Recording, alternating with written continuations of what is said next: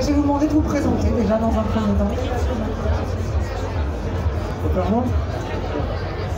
Bonjour à toutes et à tous. Je m'appelle Alain Collomb, comme je viens de vous le dire. Je suis généraliste à la retraite depuis 2 ans, mais seulement 2 jours par semaine parce que je suis obligé de faire des remplacements. On parlera un peu plus tard de l'environnement du manque de médecins.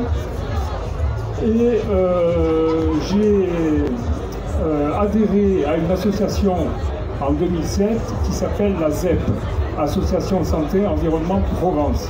C'est cette association qui, en regroupant d'autres antennes locales dans le nord, dans le sud-est, dans le sud-ouest, est devenue l'ASEF en 2008, avec notamment dans ses fondateurs le président qui est un cardiologue de Vitrolles, Pierre Souvé, et un cancérologue environnemental que beaucoup doivent connaître, qui s'appelle Jean-Loup Mouisset, qui est à Aix-en-Provence, et qui a monté justement pour venir en aide aux patients cancéreux avant, pendant et après, le centre ressources à Aix-les-Milles. Voilà. Et moi, c'est quand j'ai adhéré à cette association que petit à petit, j'ai découvert l'impact de l'environnement sur la santé. Voilà, pour faire rapide. Je passe la parole à Brigitte. Voilà, donc moi je suis Brigitte Lister, je suis endocrinologue, médecin de la reproduction. Et j'ai passé il y a 2-3 ans un diplôme de médecine environnementale. C'est quelque chose de tout récent. Et je voudrais vous dire combien, dans ma spécialité, je me suis aperçue que l'environnement, c'était quelque chose de super important pour vous les jeunes, pour les petits-enfants. Tous ces produits toxiques qui nous entourent, les pesticides, les plastiques, le biphénol, on a l'impression que c'est rien, mais en fait, ça induit aujourd'hui, ça participe à un nombre de maladies chroniques qu'il faut savoir prévenir, le diabète, l'obésité. On a une augmentation très importante des troubles de type autistique, l'endométriose, etc. Et donc, sensibilisée par ça, je me suis dit, mais c'est pas possible, il faut faire de la prévention. Et même les médecins ne sont pas toujours intéressés ou connaissent ces pathologies. D'où mon association, l'adhésion à cette association et le projet qu'on va vous proposer. Allez, je lance le chronomètre, c'est parti, vous avez 3 minutes, c'est à vous. Bien, écoutez, le projet, c'est le suivant. On en avait débattu aussi avec les politiques il y a quelques temps.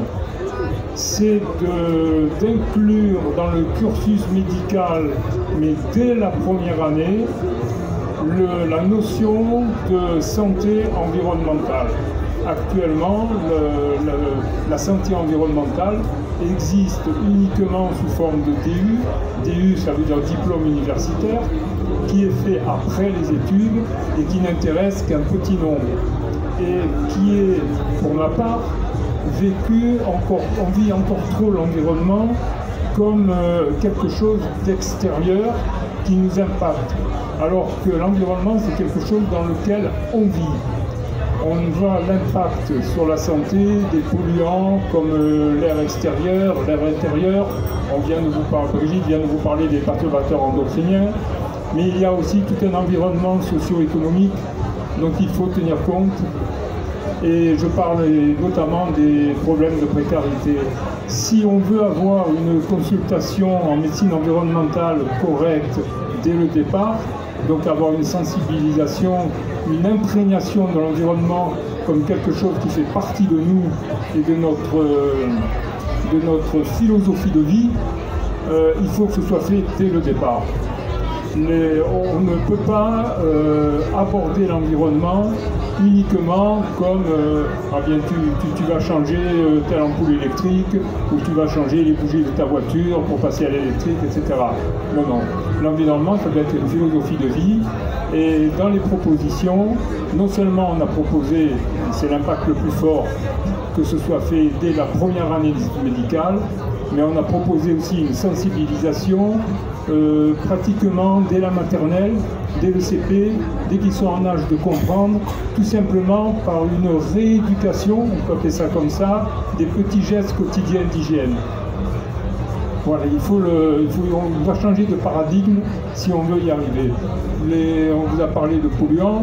Pour l'instant, chaque polluant, vous pouvez le voir, ça vous allez sur les sites comme Atmosud ou d'autres sites, qu'on va vous dire, ah oui, tel pesticide est dans les normes, tel métal lourd est dans les normes, etc.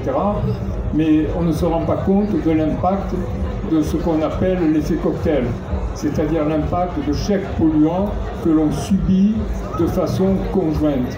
Et là, on n'a pas révisé les normes. On part du principe que la somme des normes, quand elles sont bonnes, fait une norme globale qui est bonne, mais c'est pas vrai. Il y a une norme que l'on doit définir pour l'adjonction de tous les polluants. Voilà, bon, il faut faire court. 3 minutes, merci beaucoup. On peut vous applaudir. Eh bien, votez pour l'association Santé Environnement France. Vous avez donc maintenant 3 minutes, c'est parti. Et une première question, 2 questions, c'est formidable. Bonjour. C'est plus une remarque, une réflexion et j'aimerais savoir comment ça fait. Approchez bien de la micro, voilà. C'est bon là ? Merci.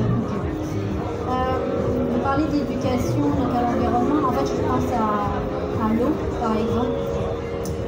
Tous les polluants, tout ça. Je me dis, s'il y a une éducation géniale, mais on fait quoi?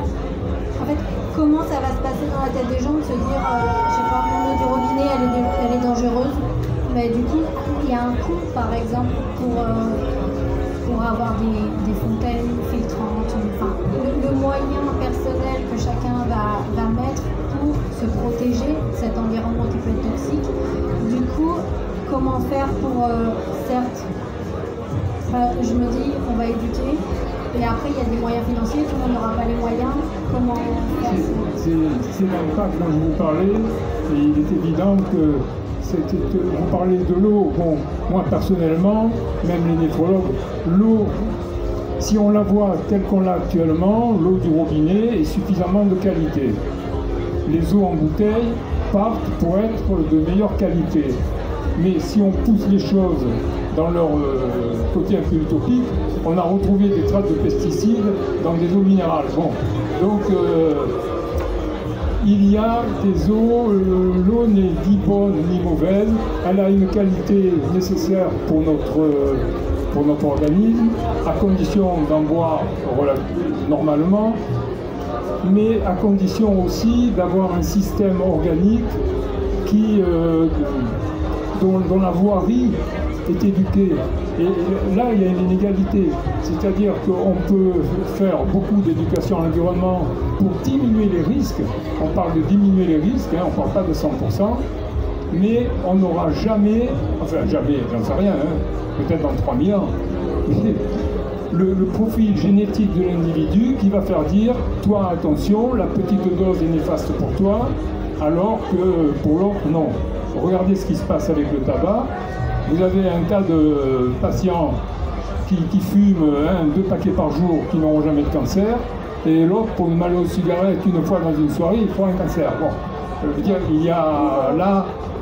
Moi, pour répondre, je pense avoir compris que vous disiez qu'il y avait des mesures financières.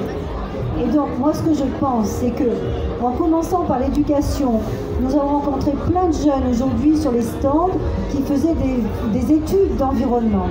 Et donc, je pense que ce mouvement, il est lancé et que l'éducation, c'est une chose, mais que petit à petit, l'État va être obligé de modifier les choses.